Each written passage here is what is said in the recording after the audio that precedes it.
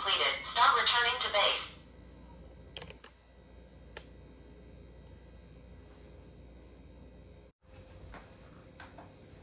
Start returning to base.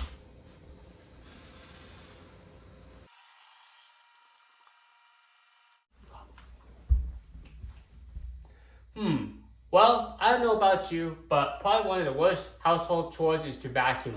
I have a cheap Walmart vacuum that costs $30, and having to lug around trying to prevent it from running over its own power cable is almost a chore in itself. So today we have the Kyvol L20. Now, gone are the days having to vacuum yourself. You just press a button and this little guy goes out, makes sure every square inch of your home is vacuumed up, and it goes back to its little docking station. Okay, so the L20 doesn't have all the fancy features that you may have seen on other videos, like the self-emptying, self-washing, maybe even mopping your floors.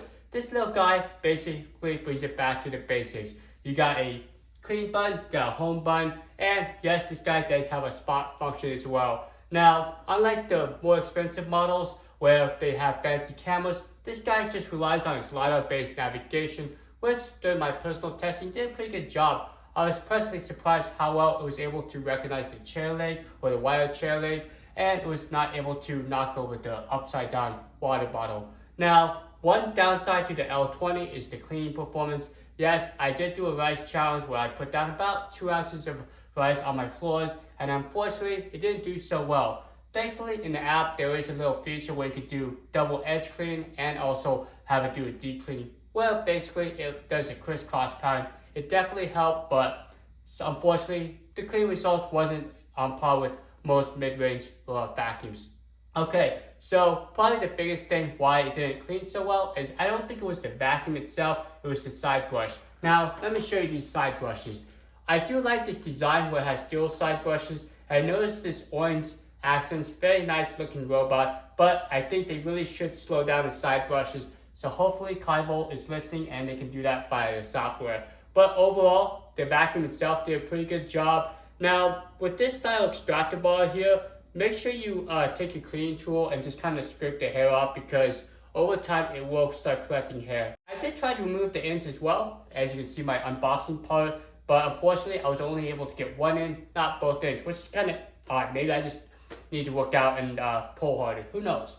But that's just one thing I noted. Okay, so Start charging.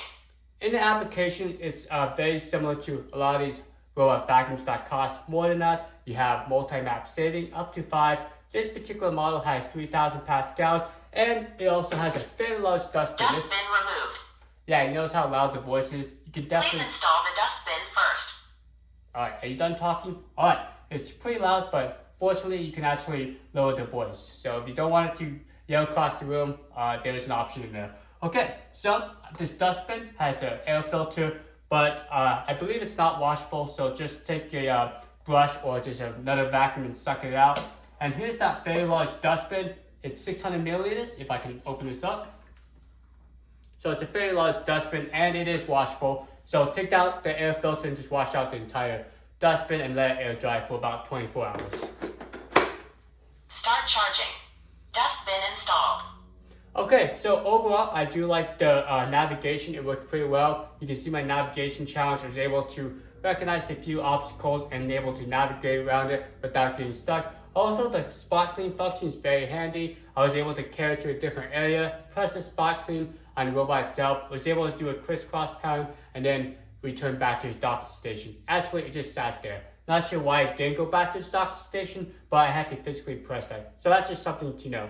Okay, so overall, the application was pretty snappy. There's a couple times where it kind of just froze or didn't register my touch. Maybe it was my device. I was using an iPod Touch, but if you had a fancy smartphone or a larger Android device, you might have a different experience.